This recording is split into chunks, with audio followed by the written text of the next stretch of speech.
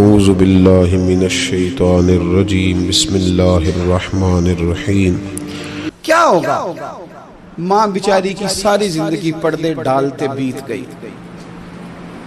ابا نے آ کے پوچھا کہاں گیا وہ کہتی ادھر ہی تھا، مجھے بتا کے ابھی آ جائے گا، وہ مجھے کہہ گیا تھا کہ میں نہیں ادھر ہی تھا، کچھ بھی نہیں، ایسی کوئی بات ہی نہیں۔ ساری زندگی پردے ڈالتے بیت گئی۔ ابا کئی دفعہ گھر میں لڑائی کی، بیٹے کو مارا، اماں نے آگے بڑھ کے پتر کے حصے کی مار بھی کھائی، لیکن اسی بیٹے کی شادی کر دی تو اماں کو پتا چلا کہ اوہو میں تو سمجھدار ہی نہیں تھی، میرا تو پتر مجھے کہہ رہا ہے اماں تو بھی تو کبھی سیانی ہو جایا کر، اگر وہ بولتی ہے تو ہی چپ کر جا، تو پھر اسے احساس ہوتا ہے کہ اوہو میں تو ساری زندگی بیوقوف رہی، میں تیرا دفاع کرتی رہی، تیرے حصے کے تھپڑ کھاتی رہی، اور مجھے آج تو نے بتایا کہ تو سیانی نہیں تھی، آج تو نے بتایا کہ تو عقل مندی نہیں تھی، اماں تجھے کیا پتا، میری بیوی کے سامنے تو ہی سیانی ہو جا۔ وہ ٹوٹ جاتی ہے، بکھر جاتی ہے، وہ کبھی پلٹ کے دیکھتی ہے تو اسے بڑے سارے زخم تازے ہو کے دکھائی دیتے ہیں، وہ یار میں ہی سیانی نہیں تھی۔ سنو نا، امام حسن رضی اللہ تعالیٰ عنہ فرماتے ہیں امام حسن نے کوئی لمبا وقت نہیں اپنی والدہ کے ساتھ گزارا، چھوٹے تھے تو سیدہ فاطمہ الزہرا رضی اللہ تعالیٰ عنہ وصال کر گئیں، پر شیر خدا کے پتر کی بات دیکھیں، امام حسن کہتے ہیں لوگوں میں جب تھوڑا سا باشعور ہوا اور مجھے چیزیں تھوڑی سی دکھائی دینے لگی تو میں نے کبھی اپنی اماں کے ساتھ ایک پلیٹ میں کھانا نہیں کھایا تھا۔ حضور ساری دنیا کھاتی ہے تو آپ نے کیوں نہیں کھایا؟ تو فرماتے ڈر لگتا تھا کہ کہیں ایسا نہ ہو کہ جس لقمے کی طرف میری ماں اپنا ہاتھ بڑھائے کہیں میں نہ اٹھا لوں، بے ادبی نہ ہو جائے، ڈر لگتا تھا۔ میں نے یہاں تک بھی نا، کیونکہ ماں تو ماں ہوتی ہے، میں نے یہاں تک بھی ماں کا احترام کیا، روٹی کھانے میں بھی تقدیر نہیں کی۔ یہاں ماں وہ کہتی ہے پیر صاحب انہوں دسیا جنا کہ میں تانوں آکھیا سی، انہیں گلاں چانوں آکھیا جے میرے نال بولے تے صحیح کرے، انہوں دسیو نا میرے نال بگڑ جائے گا، انہوں آکھیا جے نا میں تانوں شکایت لائے، پر نا انہوں گلاں سمجھایا جے کہ میرے نال اچھی نہ بولیا کرے، انہوں تکلیف، انہوں آکھیو نا۔ او یار کیا کائنات میں حضور سے بڑا بھی کوئی ہے؟ لیکن حضرت حلیمہ سعدی آئی ہیں تو کیا میرے نبی اٹھ کے کھڑے نہیں ہو گئے؟ حضور نے اکرام دیا تو اکرام دینے سے قد بڑا ہوتا ہے، چھوٹا تو نہیں ہوتا۔ خدا را اپنے بڑوں کا اکرام کرنا سیکھیں۔ انہوں نے کسی نے آپ کو جگہ دی ہوگی، کسی نے آپ کو نوکری دی ہوگی، لیکن ماں باپ نے تو زندگی دے دی، اولاد جوانیاں دے دی، سارا کچھ دے دیا، اور بچے ہیں کہ سمجھتے ہیں احترام کے جذبے اپنی طبیعت میں لائیں، بے ادب نہ بنیں، سوء ادب نہ کبھی کریں، آپ نہ کبھی کوئی ایسا کام نہ کریں جس سے نہ تکلیف بڑھے، جس سے آزمائش بڑھے۔ آپ احترام والے رہیں گے تو خود بھی سجے سنورے نکھرے رہے۔ اپنے بزرگوں کو پہل کریں بزرگوں کی طرف، یعنی آپ گھر کے اندر چھپا کے سیب اپنے کمرے میں نہ لے کے جائیں، چھپا کے چیزیں نہ رکھیں، بلکہ پہل کریں بوڑھے ابا سے، پہل کریں اپنی والدہ سے، وہاں سے آغاز کریں، آپ دیکھیں برکتیں کتنی ہوتی ہیں۔ میں کچھ باتیں مجھے لطف دیتی ہیں، میرے کچھ سنگی ہیں، 3 بھائی ہیں کٹھے، مجھ سے بیعت ہیں، میرے ساتھ بڑا پیار کا رشتہ ہے، تو کبھی کبھی نہ خدمت کرنے کا دل کرتا ہے، ان میں سے کسی کا کہ چلیں حضرت صاحب آئے ہیں تو ہم کچھ نذرانہ پیش کریں، تو اپنے بڑے بھائی کو وہ تھماتے ہیں کہ جناب آپ یہ کام کریں۔ اللہ تعالیٰ کا شکر ہے میری جیب کم ہی خالی رہتی ہے، اس کا فضل رہتا ہے، لیکن وہ پیسے لینے سے زیادہ یا تحفہ لینے سے زیادہ یا پھول پکڑنے سے زیادہ اس بات کی مجھے خوشی ہوتی ہے کہ کتنے نرالے ہیں، بڑے کو آگے لگاتے ہیں تو برکت تو حاصل کرتے ہیں، اس لیے کہ برکتیں ہمیشہ بڑوں سے ہوتی ہیں، بڑوں سے ہمیشہ برکتیں۔ یہ پھول کا تحفہ بڑے بھائی کو دے کے جب آگے کیا جاتا ہے تو میرے دل کو اچھا لگتا ہے، مجھے قرار آتا ہے کہ یار یہ لہجہ ٹھیک ہے، یہ انداز یہ ٹھیک ہے، اپنے بڑوں کو آگے رکھیں، بڑوں کو کلام کرنے کا موقع پہلے دیں، گھر میں کوئی چیز لائیں تو تقدیم کریں۔ ہمارے ہاں نا اب جو استادی شاگردی آئی ہے نا، یہ بڑی خطرناک ہے۔ ہمارے ایک قاری صاحب تھے، ایک مدرسے میں پڑھاتے تھے، بڑا مارا کرتے تھے، اور میں انہیں مذاق بھی کرتا تھا، کبھی کبھی عذرائے محبت مزاح کرتا تھا۔ میں ان سے کہتا تھا قاری صاحب آپ شاید مار کھا کے پڑھیں اس لیے بچوں سے بدلہ لیتے ہیں۔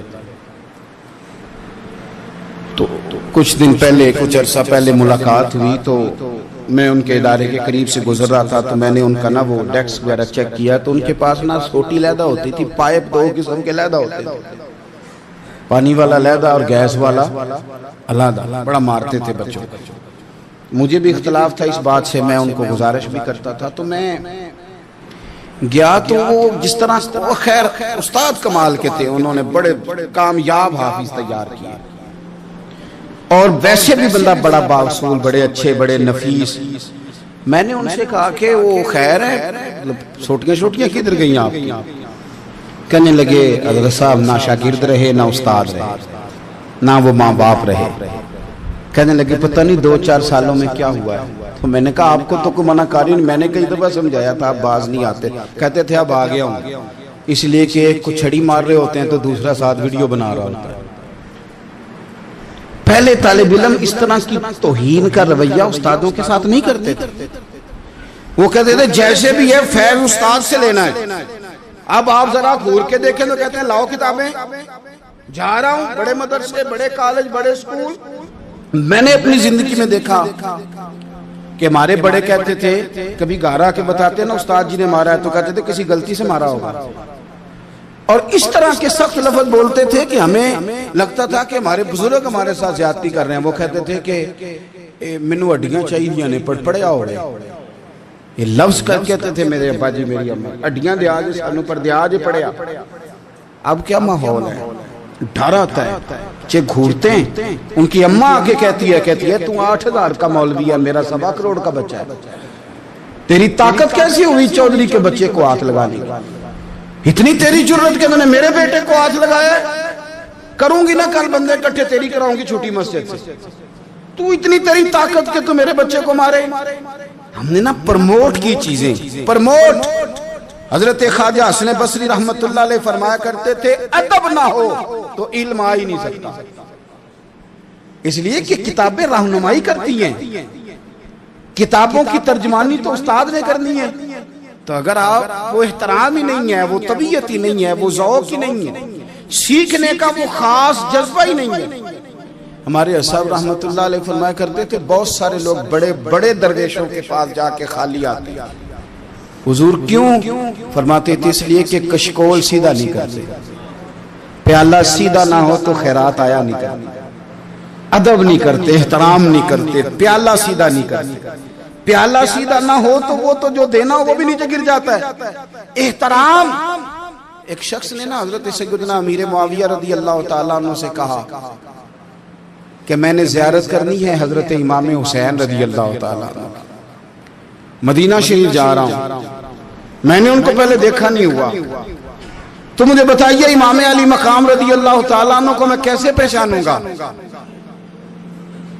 تو ابن عساکر دیکھیے گا حضرت امیر معاویہ رضی اللہ تعالیٰ عنہ فرمانے لگے تو مدینہ شریف جانا، ایک شخص لوگوں کے حلقے میں بیٹھ کے لوگوں کو دین پڑھا رہا ہوگا، مسجد نبی میں وہ چمکتا ہوا چہرہ لوگوں کو قرآن و سنت کی تعلیمات سے روشناس کر رہا ہوگا، اور فرمایا اس کے ارد گرد لوگ اس ادب سے بیٹھے ہوں گے کہ جیسے ان کے سروں پر پرندے بیٹھے ہوئے ہیں، ذرا حرکت کی تو پرندے اڑ جائیں گے۔ فرمایا جب وہ نورانیت والا ماحول تم دیکھو اور اتنے با ادب شاگردوں کے بیچ بیٹھی ہوئی ایک نورانی ہستی کو دیکھو تو سمجھ لینا وہی حسین ابن علی، وہی ہے امام علی مقام امام حسین، کہ جو اس احترام کے ساتھ لوگوں کو انہوں نے آداب سکھائے ہیں، اس طرح انہوں نے لوگوں کو سمجھایا ہے کہ ان کے شاگردوں کا یہ رنگ ہے کہ وہ تو سر نہیں ہلاتے کہ کہیں پرندہ نہ اڑ جائے۔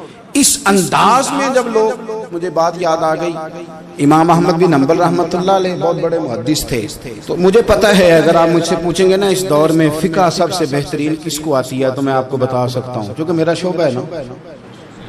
آپ پوچھیں گے صرف ناو کا استاد کون اچھا ہے تو میں بتا دوں گا کہ کہاں پہ ہے، کون ہے، میرا شعبہ ہے. اسی طرح سے میڈیکل کے شعبے سے وابستہ لوگوں سے آپ پوچھیں گے کہ ہارٹ کا ڈاکٹر کون سا اچھا ہے تو بتا دیں گے. پوچھیں گے بھئی میں نے ایک ناک کان گلے کے ڈاکٹر کے پاس جانا ہے، تو جس کا جو شعبہ ہے اسے پتا ہوتا ہے. مدرسے کے بچوں کو بھی پتا ہوتا ہے کہ کون سا آدمی کہاں بہترین پڑھانے والا ہے. ایک بزرگ تھے شاہ بقی الدین ابن مخلد، وہ کہتے ہیں مجھے پتا چلا کہ اس دور میں نبی کریم علیہ السلام کی حدیث جو سب سے بہترین پڑھاتے ہیں وہ امام احمد بن حنبل ہیں.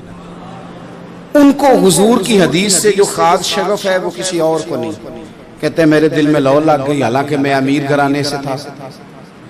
میں کشتی میں بیٹھا امام احمد بن حنبل کے پاس آنے کے لیے، رشتے میں طوفان آ گیا، کشتی اچکولے کھانے لگی. کسی طریقے سے ایک جزیرے کے ساتھ جا کے کشتی لگی، ٹوٹ گئی، بکھر گئی. میں جزیرے پہ اتر گیا، اور بھی کئی لوگ تھے. ایک مہینہ وہاں رہنا پڑا. بارشیں ختم ہوئی، موسم ٹھیک ہوا تو ایک کشتی دکھائی دی آتی ہوئی. فرماتے ہیں کہ وہ اس کشتی میں بیٹھا، دوبارہ بغداد گیا. مجھے سفر طے کرتے 2.5 مہینے گزر گئے. وہ جزیرے پہ مہینہ پتے کھا کے بھی گزارا کرنا پڑا. نکلا تھا علم حاصل کرنے. جب بغداد شریف پہنچا، لوگوں سے پوچھا امام احمد بن حنبل کا مدرسہ کہاں ہے؟ انہوں نے کہا وہ مدرسہ تو بند ہو گیا ہے، وقت کا بادشاہ مخالف ہو گیا، مسجد مدرسہ سیل کر دیا. امام صاحب کہاں ہیں؟ کہا گھر کے اندر قید ہیں. ان کے گھر کو سب جیل بنا دیا، چاروں جانب پولیس کھڑی ہے، اور ویسے بھی بغداد میں کرفیو، ہر چوک چوراہے میں پولیس والے کھڑے. شاہ بقی الدین کہتے ہیں اتنا کچھ سننے کے باوجود بھی میرا جذبہ ٹھنڈا نہیں ہوا.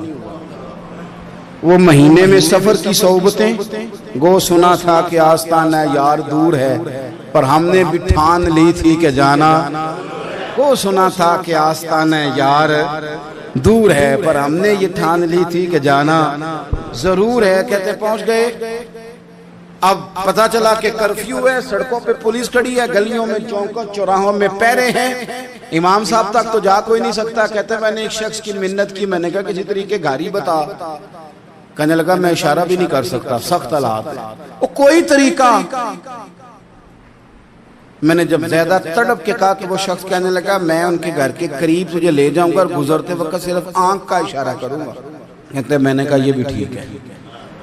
ان کے گھر کے تیری تلاش میں پھرے نا ہم، جنگل پہاڑ اور دشت. ان کے دروازے کے قریب اس نے اشارہ کیا. شاہ بقی الدین کہتے ہیں کہ میں گھر دے کے آ گیا واپس. اب میں سوچنے لگا کہ کیسے امام صاحب تک پہنچنا ہے. بڑی تجویزیں سوچیں، بڑی تجویزیں. کام والا بن جاؤں، پھیری لگانے لگ جاؤں. پھر سوچا کہ اگر میں کچھ بیچوں گا ریڑھی پہ رکھ کے تو کوئی خریدنے نکلے گا، کوئی نہیں نکلے گا. کس طرح کروں، کیا کروں، بڑی سوچیں. بالآخر میں نے طے کیا.